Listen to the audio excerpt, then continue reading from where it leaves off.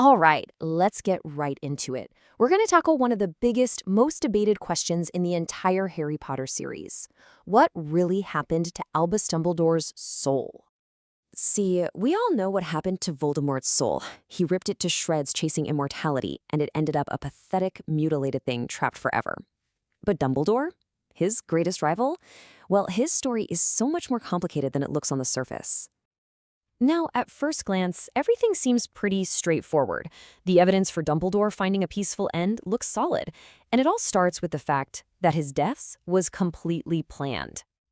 I mean, his death on the astronomy tower, as heartbreaking as it was, wasn't some random tragedy. It was a calculated move, something he orchestrated from start to finish. He met his end exactly on his own terms. And then you have this. This is the big one, right? His reappearance to Harry in that strange, dreamlike King's Cross station. He's calm, he's whole, he's at peace. It's the total opposite of that creepy, whimpering baby thing that was left of Voldemort's soul. This really feels like our clearest proof that Dumbledore's soul was perfectly fine. But, and this is a huge but, our whole idea that he was at peace hinges on one single critical assumption, that what Harry saw at King's Cross was, well, real.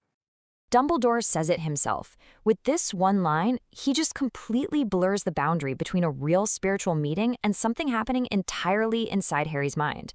And because of that ambiguity, we just can't use the King's Cross vision as our only piece of evidence. It's not definitive proof. So, what does that mean for us? If we can't fully trust that vision, then we have to dig deeper. We have to go back and look at Dumbledore's life, his entire life, to see if anything happened that could have caused some serious, lasting damage to his soul. So let's do it. Let's look into Dumbledore's pretty dark past. But first, we need a quick refresher on how a soul can get damaged in the wizarding world, because it's not just about Horcruxes. The books are actually super clear about this. The simple act of murder, just killing another person, is enough to tear your soul. And on top of that, messing around with dark magic for a long time will slowly corrupt and eat away at your very being. And this is exactly where we run into a problem with Dumbledore. You look at him as a young man, and it's a mess. He was arrogant, he got way too close with a seriously dark wizard, and it all ended in that awful duel that killed his sister Ariana. Any one of those things could have done real damage. And that's the thing that haunted him for the rest of his life. He never knew for sure if it was his spell that killed her. The very possibility that he committed that act, that's the kind of thing that could have damaged his soul right down to its core. Okay, so a soul can be torn apart. Is that it? Is there any way to fix it? Well, yes, there is a path to healing, but it is incredibly painful. The only known cure is remorse. And we're not just talking about saying I'm sorry. This is about a deep, profound, agonizing reckoning with what you've done. You have to feel the pain you caused. Just like Hermione says, the process is so excruciating, it can literally destroy you.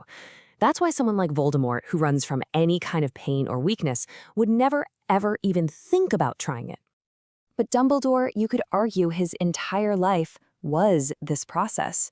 Everything he did after that tragedy, rejecting power, fighting dark wizards, dedicating himself to protecting others, it was all a long, quiet act of atonement.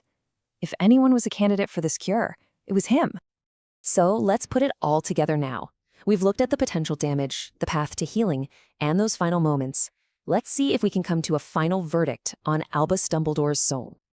Okay, so after you die in the wizarding world, your soul has a few choices. You can move on to the afterlife, you can stick around as a ghost if you're too scared to leave, or you can get trapped in limbo, like Voldemort. Now, here is a massive clue. When Harry uses the resurrection stone in the Forbidden Forest, Dumbledore doesn't show up. The stone brings back people who have fully passed on, which strongly suggests Dumbledore hadn't reached his final destination, at least not yet. So this leads us to what I think is a pretty solid conclusion. 1. Dumbledore's soul was likely damaged back when he was a teenager. 2. He spent his entire life healing that damage through true, profound remorse. 3. He took a little pit stop in that in-between place, King's Cross, just long enough to guide Harry one last time. And 4. Once his duty was done, his soul, now completely whole, was finally free to move on. But it does leave you with one final thought, doesn't it? After a life filled with so much ambition, so much guilt, and so much loss, did Dumbledore truly find peace in the end? Or is the weight of your past something that a soul, even a healed one, has to carry with it forever?